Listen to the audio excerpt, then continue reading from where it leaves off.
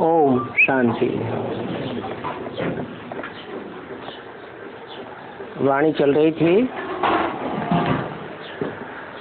14 जुलाई 1968।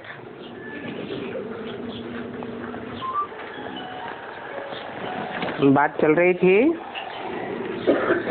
सजा न खाने वाले 8 श्रेष्ठ दानों में आना है तो बाप को याद करने की 8 घंटे की मेहनत करनी पड़े। बाप कहते हैं कि स्वर्ग में तो सभी जाएंगे, जो भी बाप के सन्मुख बैठने वाले हैं, सुनने वाले, समझने वाले हैं, वो स्वर्ग में तो जाएंगे, परंतु पद नंबरवार हो जाएगा। क्योंकि सब जानते हैं कि प्रजा तो ढेर की ढेर होती है। राजघराने में तो थोड़े ही होते हैं। तो पुरुषार्थ करना है ऊंच पद पाने का।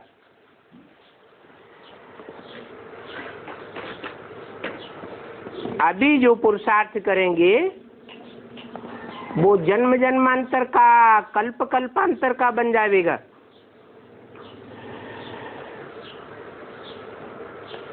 बाप तो हरेक की अवस्था से समझ सकते हैं।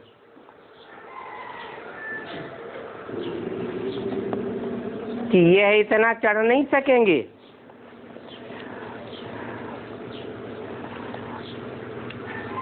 इतना पुरुषार्थ करते नहीं हैं। और बाबा ये भी जानते हैं कि बहुत बच्चे बहुत अच्छी सर्विस करते हैं और अपना अनुभव भी बहुत अच्छा सुनाते हैं।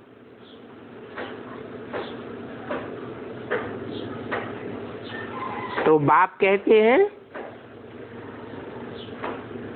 अपनी सर्विस का सबूत दो। अच्छी सर्विस करेंगे तो जरूर अच्छा पुरुषार्थ करते होंगे। किसको समझाया? कोई आशिक हुआ, फिर कोई लिखते हैं फलाना रोज आता था, अभी आते नहीं है, तो बात खलास हो गई।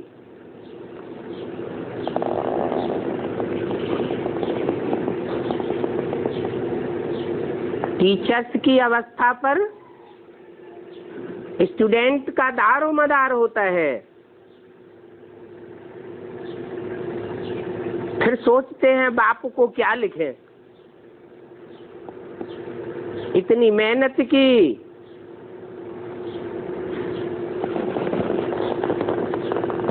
बाप के सामने भी लाया, फिर बैठ गए। बाप को समाचार भी युक्त युक्त सच्चा देना चाहिए। महिमा तो लिखें, फिर नहीं आता है तो क्या लिखें? बाबा को शक पड़ेगा। कोई ऐसी संशय की बात सामने आ गई है जो टूट पड़ा है। समाचार से यह बाबा और शिव बाबा भी जान जाते हैं। कौन कौन से 2 बाबा हैं बताए? यह बाबा कौन है? ब्रह्मा बाबा। और शिव बाबा? शिव बाबा कौन? बिंदी बाबा। वो तो बाबा है ही नहीं, वो क्या है? बिंदी बिंदी आत्माओं का बाप है सिर्फ, उसका कोई दूसरा संबंध बनता ही नहीं। हम सब आपस में भाई भाई। और वो ज्योति बिंदु आत्मा सुप्रीम सोल हमारा बाप। जब साकार तन में आते हैं तो बाबा कहा जाता है। उसमें भी छोटा बाबा और बड़ा बाबा। छोटा बाबा पहले होगा या बड़ा बाबा पहले होगा? है पहले तो जरूर बड़ा बाबा और बाद में छोटा बाबा। तो शिव बाबा भी जानते हैं और ब्रह्मा भी जानते हैं ये बच्चा बहुत अच्छा सर्विस करते हैं। जैसे जगदीश है, रमेश है, चिरंजीवी लाल है,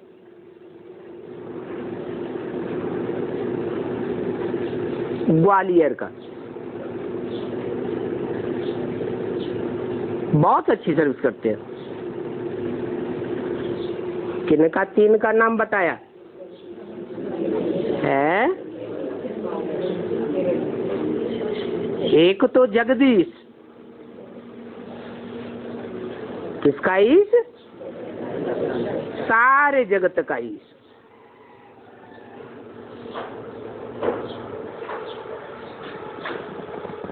सारे जगत में कितने जन्म होंगे? है? सारे जगत में ज्यादा से ज्यादा 84 जन्म, इससे ज्यादा नहीं है। एक एक्स्ट्रा ऑर्डिनरी जन्म भी है जो सबका नहीं होता है। किसका होता है? हैं? लक्ष्मी नारायण का होता है जो नर से डायरेक्ट नारायण और नारी से लक्ष्मी बनते हैं।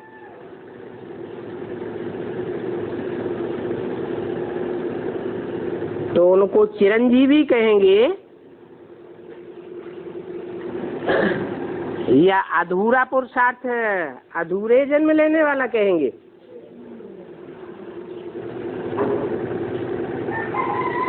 और चिरंजीवी का लाल, लाल माने बेटा। तो चिरंजीवी कौन हुए? है? चिरंजीवी कहेंगे आदि भी और उनका अंत भी, पूरे 84 का चक्र का जानकार। वो तो शिव बाबा ही है। शिव बाबा जिस तन में प्रवेश करते हैं वो जगदीश है। रमा अर्थात पार्वती का ईश है, रमेश है। फिर चिरंजीवी लाल कौन है? चिरंजीवी माने क्या?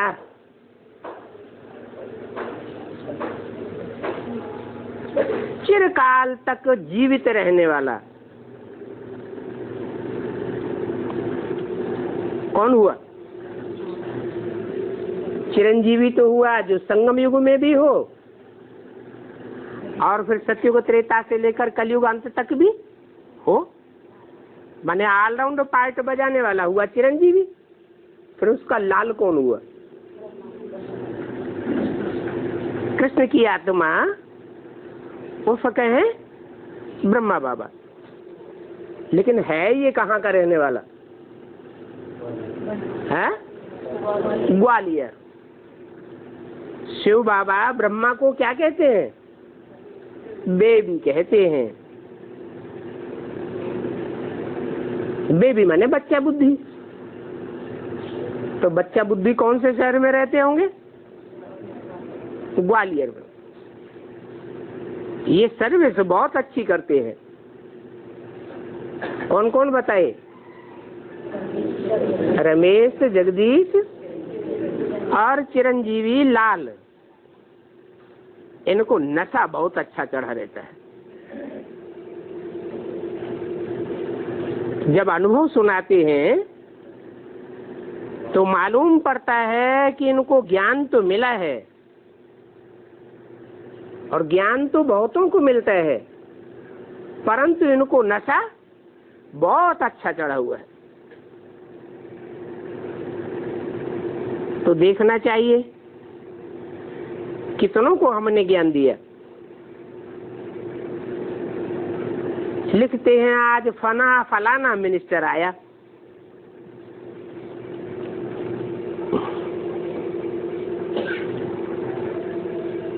बहुत अच्छा समझा,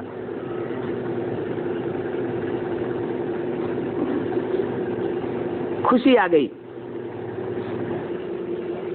बाबा कहते हैं उस समय तो उसने समझा, जब आया संग का रंग लगा और गुब्बारा भूल गया। जैसे गैस का गुब्बारा होता है ना, तो कितनी देर ऊपर उड़ेगा? गैस जब तक भरी रहेगी तो ऊपर उड़ेगा, और गैस खलास तो नीचे आ जाएगा। तो ऐसे ही उनका हाल होता है। बाहर गया और खेल खलास। माया एकदम उनका क्या हाल कर देती है। झट से मायावी दुनिया के प्रभाव में आ जाते हैं। जो माया के प्रभाव में झट से आ जाएं, मायावी दुनिया वालों से प्रभावित हो जाएं, उनको फिर राजा क्वालिटी का कहेंगे। राजा किसी से प्रभावित होता है क्या? होता है? राजा तो किसी से प्रभावित नहीं होता। जो प्रभावित होता है उसे क्या कहा जाता है? प्रजा। बाबा को बहुत आकर कहते हैं, बाबा हमने बहुत अच्छी रीति समझ लिया, अभी हम ये काम काज उतार करके फिर इसी काम में लग जाएंगे। क्या शर्त रख दी कि दुनिया दोरी का जो धंधा दोरी हम कर रहे हैं वो उतार दें, और उतारने के बाद फिर हम इसी कार्य में लग जाएंगे। बाबा कहते हैं कि माया ऐसी है जो तुम फिर आवेंगे ही नहीं।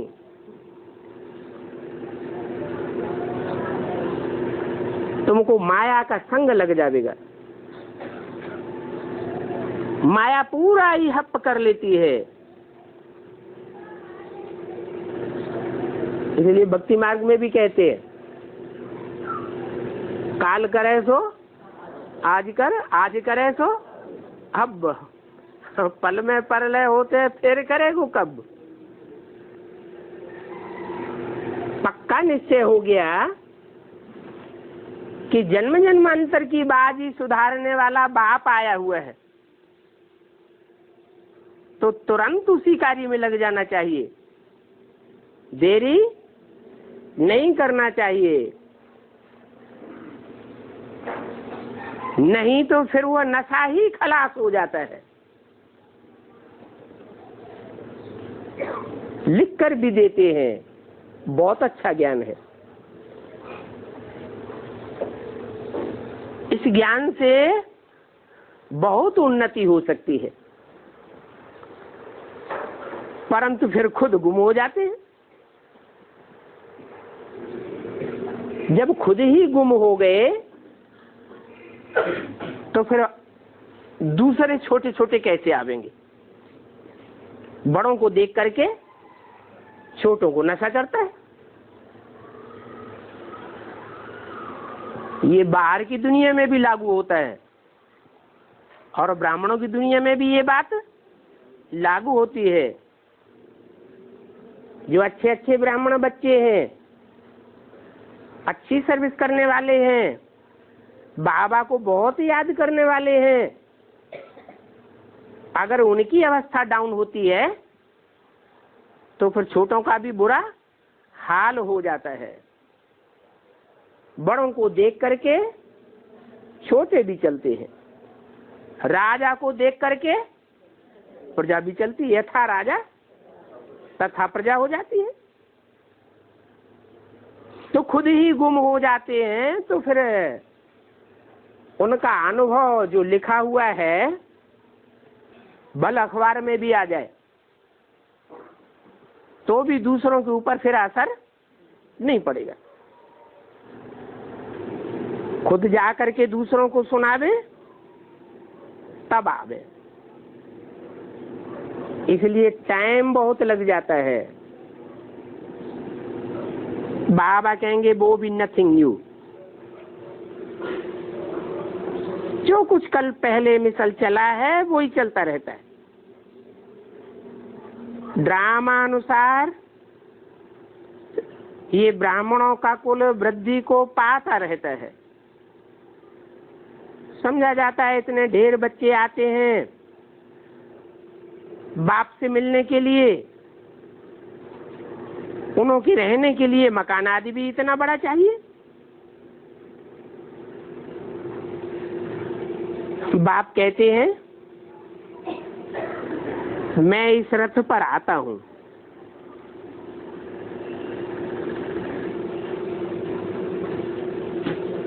मकान से रथ का क्या कनेक्शन है?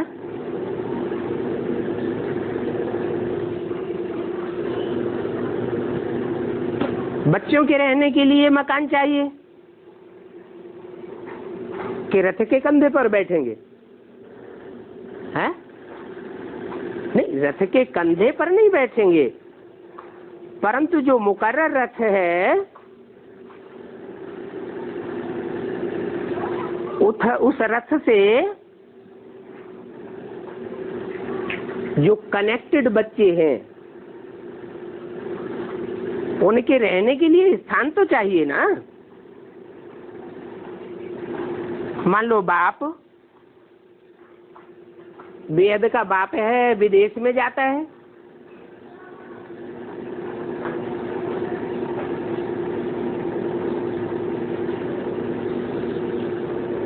तो वहां स्थान नहीं चाहिए बच्चों को? विदेश में भी स्थान चाहिए। इसलिए बोला है विदेशियों से खास प्रश्न किया, बाप दादा विदेश में आवेंगे, अफ्रीका में आवेंगे, तो क्या जवाब दिया है? जहां जहां मिनी मधुबन बनावेंगे वहां वहां बाप दादा आवेंगे। गीता पाठशाला का ऐसा नक्शा बनाओ जैसे मधुबन। मुरली में भी बोला। तो मकान तो चाहिए। बाकी और बच्चों के लिए बोल दिया कि किराए पर मकान लेते रहो और काम चलाते रहो, क्योंकि विनाश होने वाला है। ढेर के ढेर मकान खाली होने वाले हैं। वो खाली होंगे तब खाली होंगे, लेकिन बच्चों की वृद्धि तो अभी हो रही है या बाद में ही होगी? वृद्धि तो अभी हो रही है। तो जहां जहां बच्चों की वृद्धि होती जाती है वहां वहां बाप दादा को उनके लिए मकान बनाने पड़ते हैं। बाकी भक्ति मार्ग में जो घोड़ा गाड़ी बैठ दिखाई है, लड़ाई आदि दिखाई है, उसकी कोई बात नहीं है। ये तो रथ है, रथ की सुरक्षा भी चाहिए। राजाएं लोग होते थे तो क्या करते थे? हैं? सुरक्षा के लिए क्या करते थे? बड़े बड़े किले बनाते थे। बनाते थे या नहीं बनाते थे? किले में कौन रहते थे? प्रजा रहती थी क्या? नहीं। बाप के जो बच्चे पढ़ाई पढ़ते हैं, राजयोग की पढ़ाई पढ़ते हैं, तो राजा बनने वाले बच्चे हैं ना, राजघराने में आने वाले बच्चे हैं ना। उन राजघराने वालों की सुरक्षा के लिए भी प्रबंध किया जाता है। किला कहा ही जाता है संगठन को। भक्ति मार्ग में जो किले बनाते थे वो तो ईंटों के किले बनाते थे। यहाँ कौन सा मुख्य किला है? ये आत्मा रूपी ईंटों के लिए संगठन का किला चाहिए, जहाँ इकट्ठे होकर के वाइब्रेशन बना सके। उस वाइब्रेशन में, संगठित वातावरण में कोई की हमले करने की हिम्मत ही न पड़े।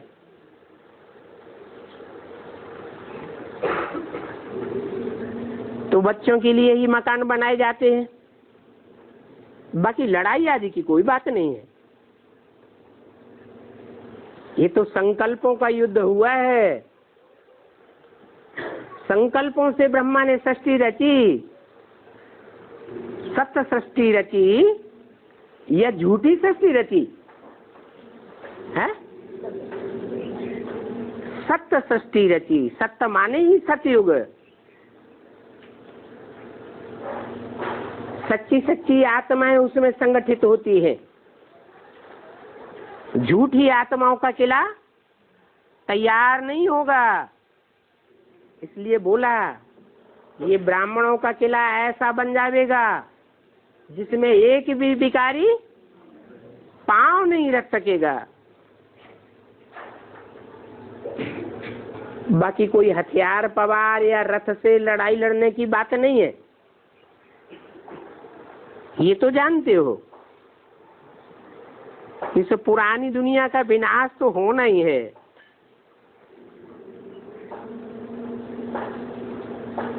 सारी पुरानी दुनिया का विनाश हो जाएगा, फिर तुमको वहां सब कुछ नया मिलेगा। जो फसल आदि होगी वो भी सब नई होगी, और तुमको मेहनत कुछ भी नहीं करनी पड़ेगी। फिर कहां से होगी फसल? है कैसे होगी?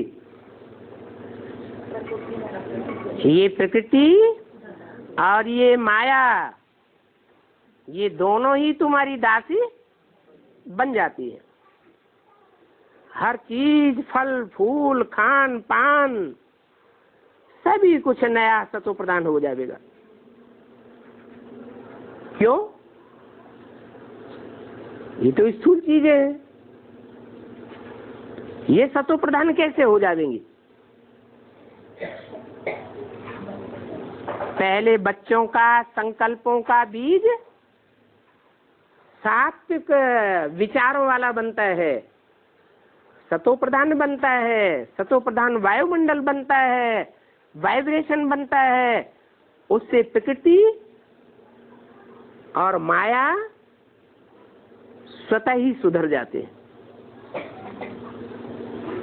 जब 5 तत्वों का संघात, पृथ्वी जल वायु अग्नि आकाश, उनमें भी सात्विकता भर जाती है, तो वो हमारा किसी प्रकार से अकल्याण नहीं कर सकते। और माया भी जो अभी हमको अपोजिशन करती है वो सपोजिशन में आ जाएगी, हमारा अपोज नहीं करेगी। क्यों? क्योंकि तुम बच्चे भी नए विचारों वाले हो जाएंगे, तुम्हारे संकल्प भी श्रेष्ठ श्रीमत के अनुसार चलेंगे। एक भी संकल्प तुम्हारा श्रीमत के बरखिलाफ नहीं चलेगा। जो गायन है ब्रह्मा के संकल्पों से सृष्टि रची गई, तो क्या एक ही ब्रह्मा था? है? एक ही नई दुनिया खड़ी कर लेता है क्या? नहीं, ये संगठन का कमाल है। आत्मा तमो प्रधान से सतो प्रधान बनती है ना। तमो प्रधान आत्मा होती है, संकल्प कैसे करेगी? तमो प्रधान संकल्प करेगी, इसका नुकसान करो, उसका नुकसान करो, खुदकशी कर लो, अपना नुकसान करो। सतो प्रधान आत्मा कैसे संकल्प करेगी? खुद को भी सुखदायी और दूसरों के लिए भी सुखदायी संकल्प करेगी। सिर्फ संकल्प ही नहीं, दृष्टि भी कैसी होगी? दृष्टि भी सुखदायी होगी, दुखदायी दृष्टि नहीं होगी। बुरे विचारों वाली विविचारी दृष्टि नहीं होगी, दृष्टि भी अव्यभिचारी बन जाएगी। और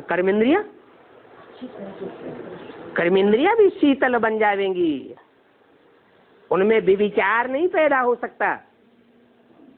अब विविचारी इंद्रियां बन जा, सुखदायी इंद्रियां बन जाएंगी, दुखदायी इंद्रियां नहीं रहेंगी। तो तुम जानते हो कि इन लक्ष्मी नारायण ने राज्य कैसे लिया है? कैसे लिया? क्या किया? अपनी मन बुद्धि रूपी आत्मा को सतो प्रधान बनाया। सत संकल्प, सत्य वाणी, सत्य दृष्टि और सत्य कर्म, जो कर्मेंद्रियों से कर्म किए जाते हैं वो भी सच्चे। सच्चा किसे कहा जाता है? दुखदाई को नहीं, जिसका रिजल्ट सदा काल के लिए सुखदाई हो वो ही सत्य कहा जाता है।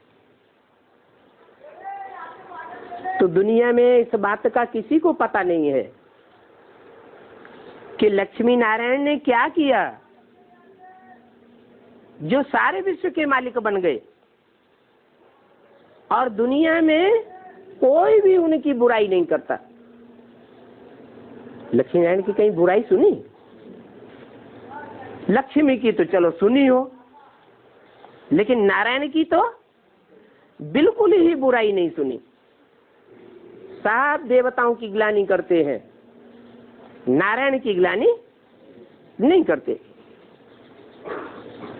क्यों नहीं करते?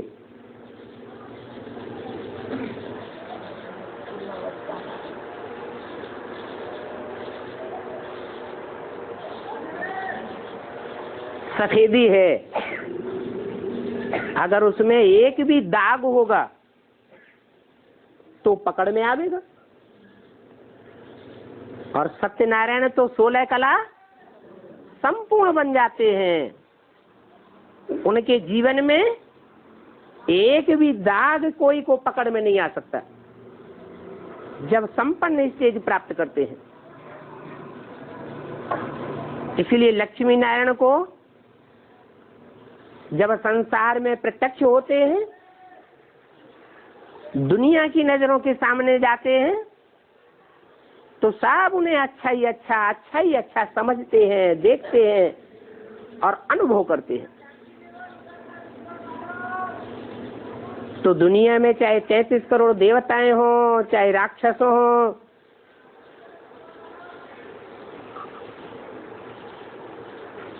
चाहे ब्राह्मण हों, शास्त्रों में भी कहीं भी नारायण की कोई ग्लानि नहीं है। और भारत में तो खास घर घर में सत्यनारायण की कथा होती है। उस कथा का नाम ही सत्यनारायण की कथा रखा गया है। परंतु वो तो भक्ति मार्ग की कथा है। भक्ति मार्ग में झूठी कथा सुनाते हैं, सच्ची कथा सुनाते हैं। वो तो झूठी कथा है। बाप आकर के तुमको सच्ची कथा बताते हैं। तुम अभी जानते हो कि हमको बाप ने पढ़ाया है। क्या सच्ची पढ़ाई पढ़ाई है बाप ने, और बाकी तो सब झूठी पढ़ाई जन्म जन्मांतर पढ़ाते आए हैं। और ऐसी सच्ची पढ़ाई पढ़ाने की और कोई में ताकत नहीं है सिवाय एक बाप के। कौन सा बाप? मनुष्य सृष्टि का बाप है। वो भी तो बेहद का बाप है। उसमें भी ताकत नहीं है। किसमें ताकत है? जो आत्माओं का बेहद का बाप है, उस एक बाप में ही ये ताकत है। क्यों ये ताकत है उसमें? है औरों में ताकत, और आत्माओं में ये ताकत क्यों नहीं? चाहे इब्राहिम, बुद्ध, क्राइस्ट, महान से महान धर्म पिताएं की आत्माएं क्यों न हो, उनमें भी ये ताकत नहीं है ऐसी सच्ची पढ़ाई पढ़ाने की जो सतयुग की स्थापना कर दे। क्यों नहीं है उनमें ये ताकत? क्योंकि वो सब जन्म मरण के चक्र में आने वाले हैं। जन्म मरण के जो चक्र में आने वाली आत्माएं हैं, उनको आगे पीछे के जन्म का याद नहीं रहता। और जो आत्माओं का बाप है, वो तो जन्म मरण के चक्र में ही नहीं आता। इसलिए उसको सारी सृष्टि के आदि मध्य अंत का ज्ञान सदैव है ही है। ये लक्ष्मी नारायण जब सतयुग के मालिक थे तो एक ही सत धर्म था, और ढेर के ढेर जो असत धर्म संसार में फैले हुए हैं, चाहे वो हिंदू धर्म ही क्यों न हो, वो सब असत है या सत्य है, सब झूठे हो गए हैं। भारत में नई सृष्टि के आदि में सतयुग में सिर्फ डीटी डायनेस्टी का राज्य था, और धर्म वालों का राज्य नहीं था।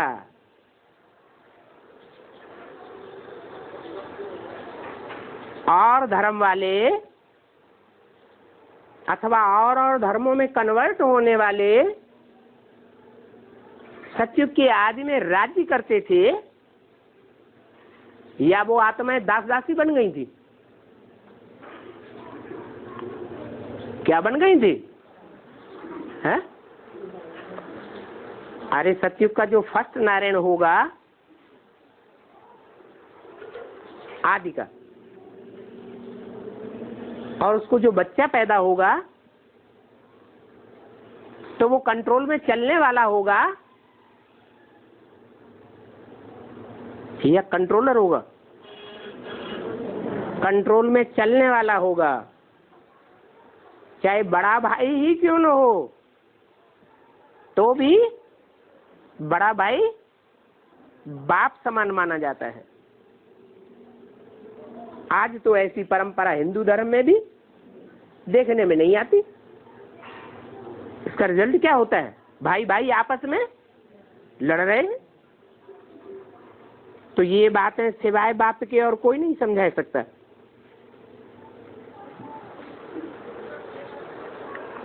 ने लक्ष्मी नारायण ने राज्य कैसे पाया और फिर कैसे गंवाया,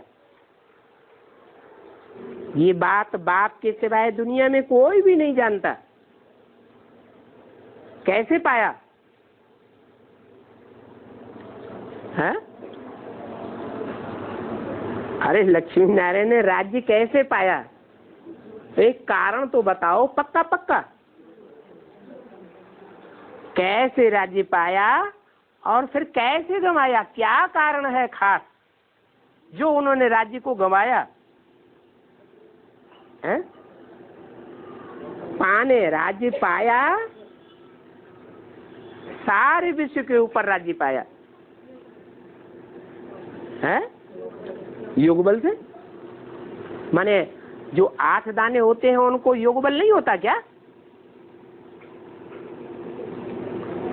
होता है या नहीं होता है? होता है। फिर उन्होंने तो विश्व का राज्य नहीं पाया है?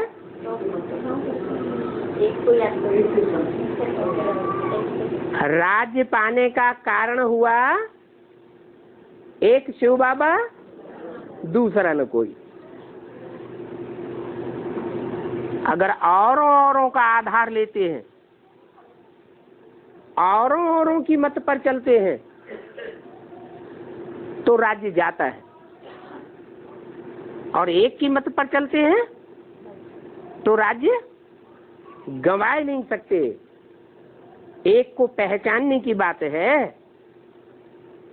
तुम बता देंगे तो मनुष्य जरूर वंडर खावेंगे। और तो यह कोई बातें बता ही नहीं सकता, क्योंकि 84 के चक्र के राज को तुम जानते हो और तो कोई जानता ही नहीं।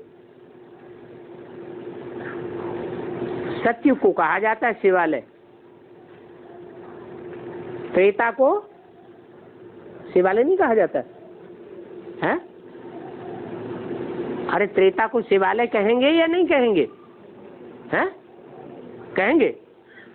वहां एक राजा का राज्य होता है या राजा अनेक होते हैं? हैं? त्रेता में अनेक राजाएं होते हैं और सतयुग में एक राजा होता है। तो सारी प्रजा की दृष्टि एक के ऊपर लगी होगी या अनेकों के ऊपर लगी होगी? एक के ऊपर लगी होती। जैसे शिव के मंदिर होते हैं, जो भी पुराने शिव के मंदिर हैं, चारों ओर देवी देवताओं की मूर्तियां रखी हुई हैं और सबकी नजर किसके ऊपर लगी हुई है? एक शिव बाबा के ऊपर लगी हुई है। तो यादगार दिखाई गई है, सतयुग की यादगार है कि वहां सारी दुनिया में एक ही राजा होता है। दो राजाएं या अनेक राजाएं नहीं होते। सतयुग में होता है एक राजा, उसे कहते हैं महाराजा, और त्रेता में होते हैं अनेक राजाएं। उन अनेक राजाओं में कोई एक होता है जो राम अथवा राम के टाइटल वाला होता है। बाकी ऐसे नहीं है कि त्रेता में सिर्फ राम का ही राज्य होता है और राजाएं नहीं होते, होते हैं।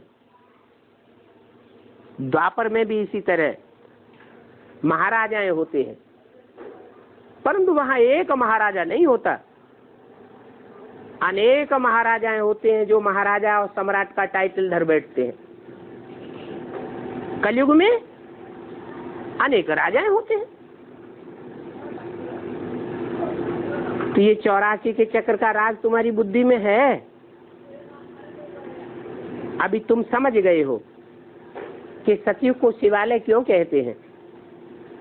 वो पवित्र दुनिया है, पवित्र वाइब्रेशन है। एक का वाइब्रेशन सारी प्रजा के ऊपर छाया रहता है। और कलयुग को कहा जाता है वैश्यालय। वैश्यालय में और शिवालय में क्या अंतर होता है? कुछ अंतर होता है या नहीं? कोई अंतर नहीं। क्या? वैश्यालय में एक वैश्या को अनेकों की चिरौरी करनी पड़ती है और शिवालय में सिर्फ एक की मान्यता होती है। अभी ये सारी दुनिया वैश्यालय बन गई। बाप तो कहते हैं घर घर में वैश्यालय है, अपवित्र दुनिया है। ये बात भी अगर कोई नहीं समझते हैं तो उनको कहेंगे जंगली जानवर। क्या, कौन सी बात है? एक है साधे सब सद है और सब साधे सब जाए। एक की आराधना अगर करें तो सारी प्राप्ति हो सकती है, और अनेकों की अगर पूजा करते रहेंगे तो बजाय प्राप्ति के गंवाते रहेंगे। इसलिए बाबा ने पर्चे निकलवाए थे। उन पर्चों में प्रश्न डाले थे, सतयुग के रहवासी हो या कलयुग के रहवासी हो, शिवालय के रहवासी हो या वैश्यालय के रहवासी हो, स्वर्गवासी हो या नरकवासी हो, अपने दिल से पूछो, फिर पर्चों पे जवाब लिखो। कहाँ के वासी हो? तो इस पर विचार करने वालों को शर्म आवेगा। अरे हमने तो इस बात पर विचार किया ही नहीं। अभी जानते हो कि नरकवासी तो सब हैं। अभी इस दुनिया में कोई भी स्वर्गवासी नहीं है। बड़े बड़े साहूकार भल कहते हैं कि हमारे लिए तो इसी दुनिया में स्वर्ग है, परंतु जब सर के ऊपर डंडा बजता है, मान लो भूकंप आ गया, तो ये कहेंगे कि हम स्वर्गवासी हैं? नहीं कहेंगे। मान लो कोई बीमारी आ गई, साहूकार होगा तो लाखों करोड़ों रुपया खर्च करेगा, लेकिन खर्च करने के बावजूद भी मौत आएगी या नहीं आएगी? आएगी। तो कोई भी नहीं कह सकता कि हम सदा काल के स्वर्गवासी हैं। नरकवासी तो सभी हैं। अभी तुम बच्चे कहाँ के वासी हो?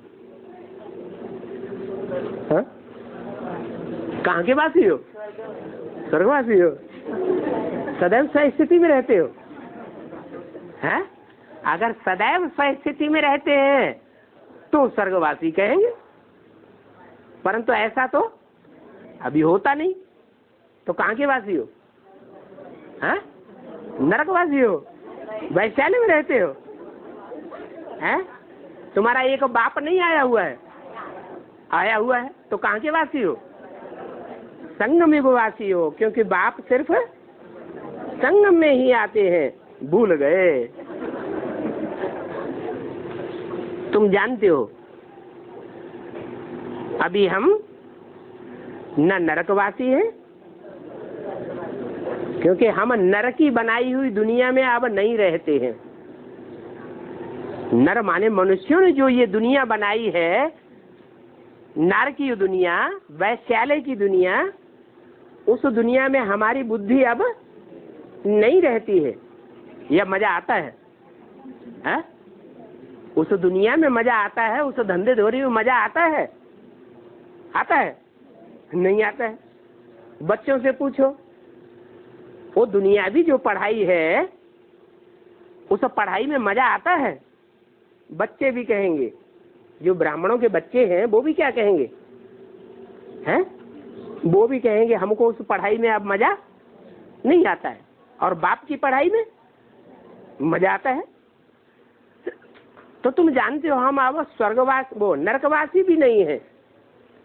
हम नरक की दुनिया में भी हमारी बुद्धि टिकती नहीं है, और हम अभी स्वर्गवासी भी नहीं है। हाँ, अभी हम स्वर्ग में जा रहे हैं, पुरुषार्थ कर रहे हैं स्वर्ग में जाने का। तो तुम बच्चों को क्या करना चाहिए? स्वर्ग में जाने के लिए क्या करना चाहिए? क्या पुरुषार्थ करना चाहिए? है? तुमको संग भी ऐसा चाहिए। कैसा है? ऐसा संग चाहिए जो तुम स्वर्गवासी बनो। कैसा संग चाहिए? है? ऐसों का ही संग करना चाहिए जो सदैव स्वस्थिति में रहने का पुरुषार्थ करने वाले हो। बाहर की दुनिया में जाएंगे तो बाहर की दुनिया वाले तो जानते ही नहीं है क्या कि स्वस्थिति क्या होती है। ब्राह्मणों की दुनिया में भी एक जैसे पुरुषार्थी नहीं है, परंतु अभी हमको ज्ञान मिला हुआ है। क्या ज्ञान मिला है? कम से कम बाप की पहचान तो मिली हुई है ना, तो ध्यान देना चाहिए कि हम बाप के घर में बैठे हैं या दुनिया में हमारी बुद्धि रहती है? अगर दुनिया में बुद्धि रहती है तो संग का रंग भी खराब लगेगा। अगर मन बुद्धि से मधुवन में रहते हैं तो बुद्धि श्रेष्ठ बनेगी, वाइब्रेशन अच्छा बनेगा और बाप की घड़ी घड़ी याद भी आवेगी। तो तुम बच्चों को संग भी ऐसा करना चाहिए। गायन भी है, संग तारे कुसंग बोरे। ऐसे बहुत हैं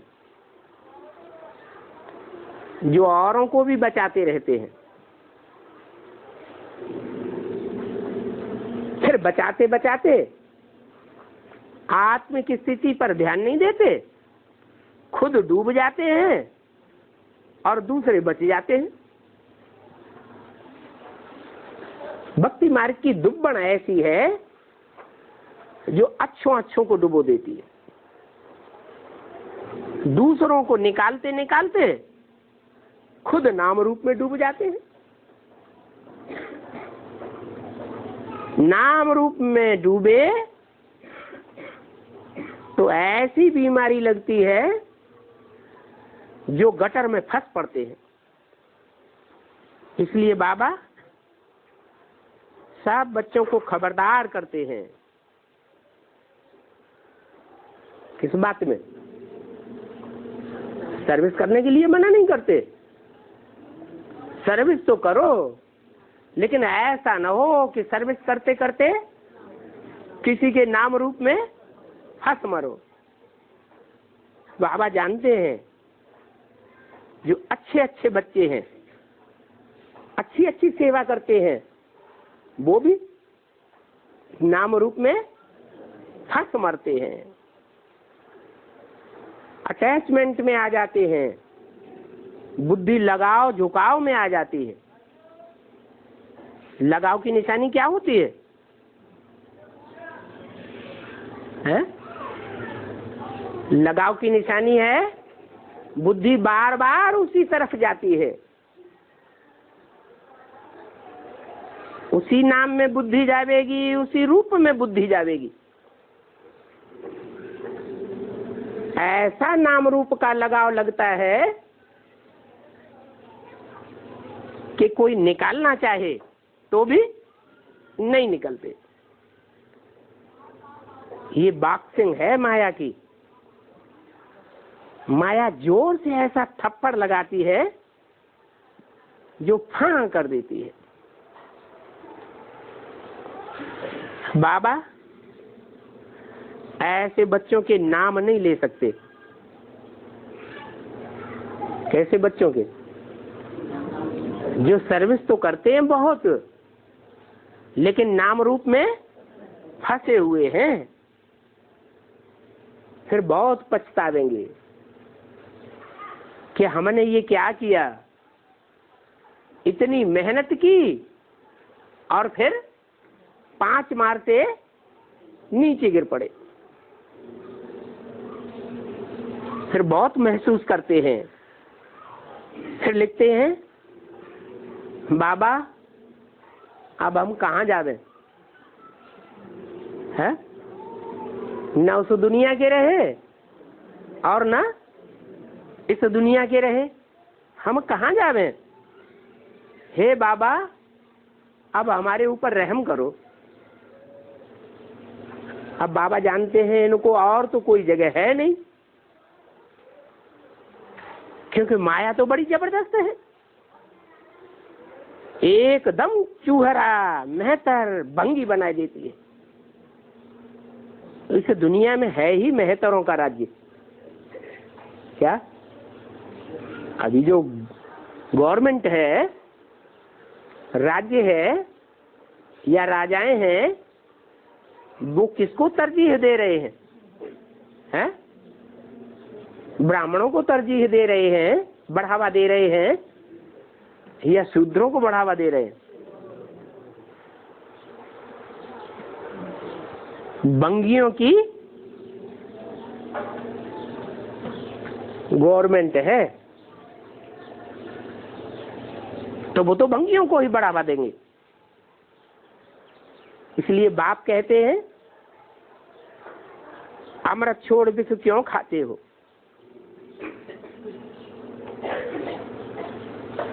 बाप अमृत बांट रहे हैं तो विषय वैतरणी नदी में गोते क्यों खाते हो? विख को भार भी कहते हैं ना।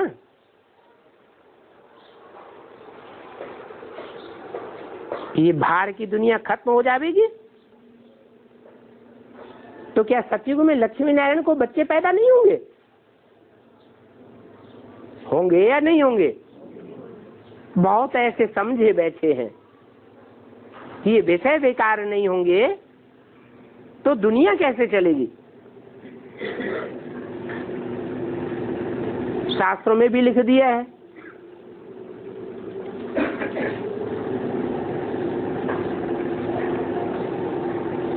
कि ऐसा तो कोई टाइम होता ही नहीं जहां काम विकार न हो।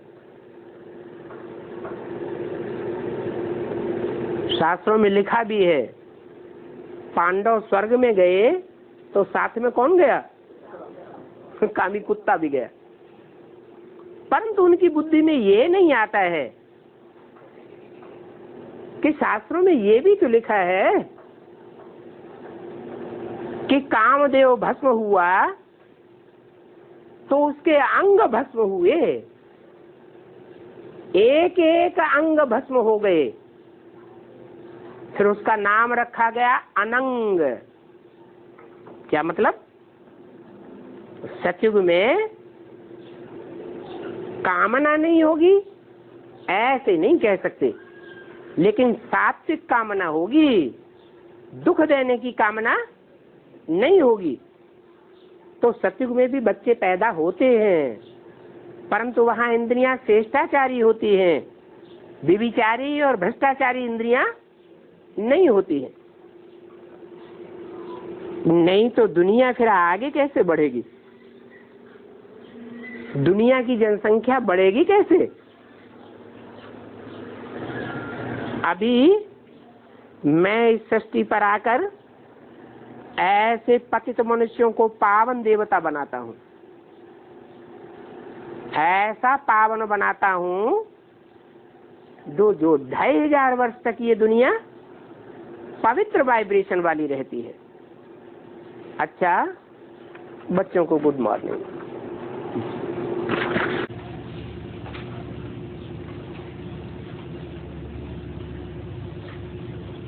18 जुलाई 1968।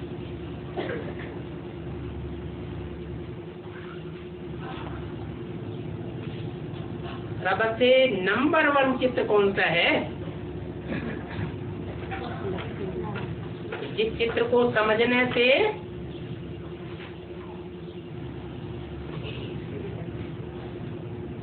क्या हो जाता है? ब्रह्मा भी 1 सेकंड में ब्रह्मा तो विष्णु बन जाता है। बताएगा? है? अरे है? जोर से बोलो।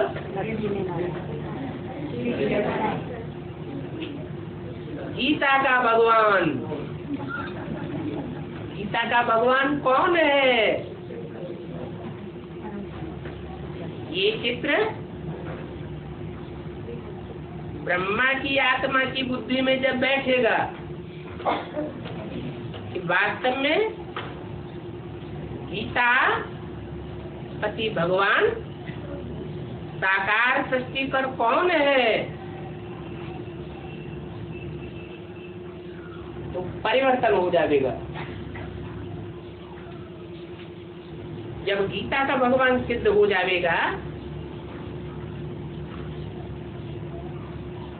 तब जो अज्ञान फैला हुआ है सारी सृष्टि में, सब धर्मों में मनुष्य मात्र में अज्ञान फैला हुआ है, वो अज्ञान मिट जाएगा। कौन सा अज्ञान फैला हुआ है? नहीं, सर्वव्यापी का अज्ञान फैला हुआ है। लोग क्या समझते हैं? भगवान सर्वव्यापी है, परंतु सर्वव्यापी नहीं है। भगवान तो एक व्यापी है। एक व्यापी बनकर के ही मुकर्रर रथ में इस सृष्टि पर आता है।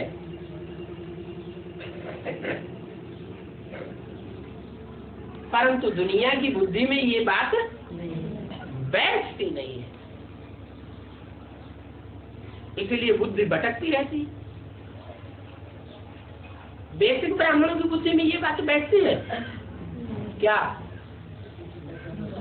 कि भगवान सर्वव्यापी नहीं है, एक व्यापी है? नहीं बैठती। क्या प्रूफ है? नई बुद्धि में बैठती है तो दीदी दादी दादाओं को फॉलो करने लग पड़ते हैं। अगर बुद्धि में ये पक्का बैठ जाए कि भगवान सर्वव्यापी नहीं है, एक व्यापी है, संगम युग में अनेक व्यापी नहीं है, तो क्या करेंगे? एक को ही फॉलो करेंगे, एक के ही डायरेक्शन को मानेंगे। तो बेसिक वालों की तो बात ही छोड़ो, उनकी बुद्धि में तो बैठने की बात ही नहीं, क्योंकि वो तो है ही बच्चा बुद्धि। परंतु जो एडवांस में चलने वाले हैं वो अपने दिल से पूछें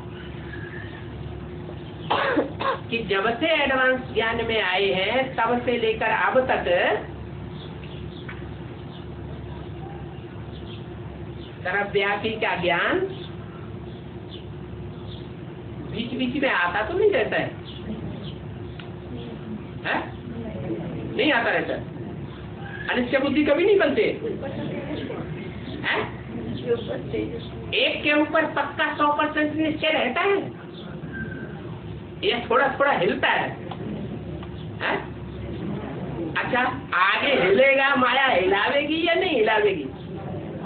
है? आगे नहीं हिलावेगी, नहीं।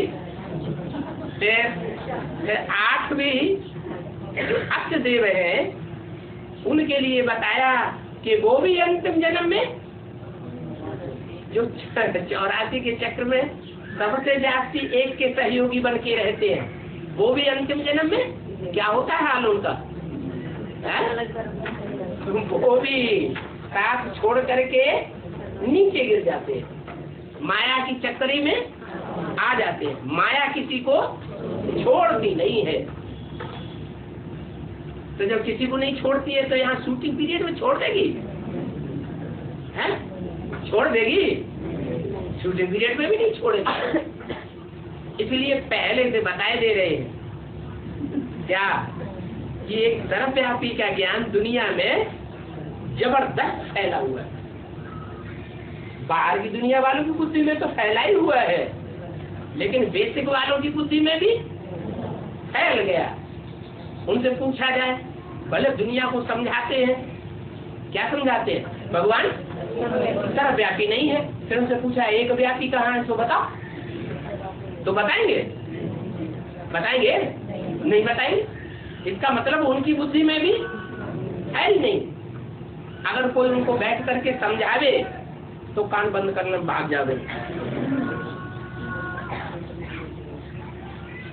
तो बेसिक वालों की बुद्धि में भी वो सर्वव्यापी का ज्ञान अच्छी तरह बैठा हुआ है, और एडवांस वालों की बुद्धि में भी सदा काल नहीं तो यदा कदा परसेंटेज में कुछ न कुछ बाप के ऊपर, बाप की एक्टिविटी के ऊपर, बाप की दृष्टिवृत्ति के ऊपर, बाप की कर्मेंद्रियों के ऊपर, वाइब्रेशन के ऊपर कुछ न कुछ परसेंटेज में संशय आता जरूर है।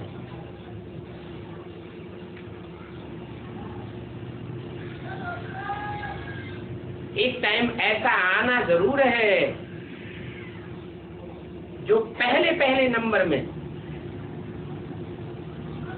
जो बेबी बुद्धि बच्चा है, जिसको शिव बाप बहुत प्यार करते हैं, वो कौन सा बच्चा है? ब्रह्मा। सारी बेसिक की पढ़ाई और सारी एडवांस की पढ़ाई किसके लिए चल रही है? एक ऐसा आदेश संसद है, एक का सुधार तो सारी दुनिया का सुधार, एक का परिवर्तन तो सारे भारत का परिवर्तन हो जाता है। वो एक जिस तन में पार्ट बजाता है, कौन सा पार्ट बजाता है? माता का पार्ट बजाता है या बाप का पार्ट बजाता है? माता का पार्ट बजाता है। वो एक व्यक्तित्व, एक पर्सनालिटी जब सुधर जाएगी, उसकी बुद्धि में जब बैठ जाएगा कि गीता का भगवान कृष्ण नहीं है, कृष्ण की आत्मा नहीं है, गीता का भगवान एक शिव बाबा है। शिव बाप नहीं, कौन? शिव बाबा है, जिसको शिव शंकर भोले नाथ कहा जाता है, जिस शिव का नाम सिर्फ एक नाम के साथ जोड़ा जाता है, जिसको देव देव महादेव कहा जाता है, वही गीता का भगवान है। और उसी ही मुकर्रर रथ में बाप आज से लेकर के अंत तक पार्ट बजाते। अब नंबरवार सब बच्चों की बुद्धि में ये बात 500-700 करोड़ की भी बुद्धि में बैठ जाएगी। क्या? कि भगवान सर्वव्यापी नहीं है, एक व्यापी। इस सर्वव्यापी का ज्ञान ही उड़ जाएगा। है तो भारत की ही भूल जो सभी जगह फैल गई। बाबा भी भारत में आते हैं और कृष्ण भी भारत में ही आते, सीढ़ी भी भारत की ही है, तो भारत की ही भूल बाहर चली गई है। गीता का भगवान सिद्ध करने से सर्वव्यापी का ज्ञान उड़ जाएगा। इसलिए बाबा का इस बात पर बहुत जोर है। ये भूल भी ड्रामा अनुसार है और फिर भी होगी। अगर ऐसा होता कि हम ये कह नहीं सकते क्या कि भगवान सर्वव्यापी है, भले हम कहते नहीं हैं कि भगवान सर्वव्यापी है, परंतु अंदर में समझते हैं, समझ तो सकते हैं कि खुदा न खास्ता यदा कदा कहीं न कहीं ऐसा भाव तो बुद्धि में माया डाल देती है ना कि शायद ये भगवान नहीं है। अगर थोड़े समय के लिए भी माया का अपोजिशन बुद्धि में बैठता है तो सर्वव्यापी का ज्ञान उड़ा तो नहीं। समझाया जाता है। अगर ये भूल न होती तो फिर ये चक्र भी आगे नहीं बढ़ता। क्या शिव बाप, आत्माओं का बाप, चक्कर में नहीं आता? आता है? वो चक्कर में नहीं आता है तो इस भूल के चक्कर में भी नहीं आता। 5000 वर्ष के बाद इस धरती पर आता है तो भी उसी आत्मा को मुकर्रर ठहराता है या कोई दूसरे को पकड़ता है? उसी आत्मा को पकड़ता है, उससे भूल नहीं होती। बाकी सबसे भूल हो जाए क्योंकि सब चक्करी में आ जाते हैं। तो ये ड्रामा ही हार और जीत का बना हुआ है, इसलिए ऐसे भी नहीं कह सकते कि ये भूल न हुई होती तो अच्छा। समझाया जाता है भगवान गीता सुना करके स्वर्ग की स्थापना करते हैं। मनुष्य गीता सुनाकर स्वर्ग को नरक बनाए देते हैं। क्या गीता वही है, लेकिन फर्क क्या पड़ जाता है? फर्क क्या पड़ जाता है? मनुष्य गीता सुनाते हैं तो मनुष्यों की सुनाई हुई गीता से नरक बन जाता है, और वही गीता की बातें भगवान सुनाते हैं तो स्वर्ग बन जाता है। माने क्या बात हुई? राम और रावण में खास अंतर क्या हुआ? राम भी ज्ञानी तू आत्मा और रावण भी ज्ञानी तू आत्मा। इस बात का अंतर पड़ता है? धारणा का अंतर पड़ जाता है। रावण है ज्ञानी, प्रकांड विद्वान है, जैसे ब्रह्मा के हाथों में वेद शास्त्र दिखाए जाते हैं वैसे रावण के हाथों में भी वेद शास्त्र दिखाए जाते हैं, लेकिन धारणा नहीं है। तो जब तक धारणा बुद्धि में नहीं है पवित्रता की, प्योरिटी की, तब तक सब उल्टा होता रहता है। गीता का ज्ञान भला कोई सुनाता रहे, परंतु अपनी दृष्टि वृत्ति अगर नहीं सुधरी है, वाइब्रेशन नहीं सुधरा है, संकल्प नहीं सुधरे हैं, कर्मेंद्रियां नहीं सुधरी हैं, उन कर्मेंद्रियों के ऊपर कंट्रोल नहीं कर पाया है, तो नरक की दुनिया स्वर्ग नहीं बन सकती। फिर उस गीता को क्या कहेंगे? मनुष्य की गीता या भगवान की गीता? तो मनुष्यों की गीता कही जाती है। अच्छा, ओम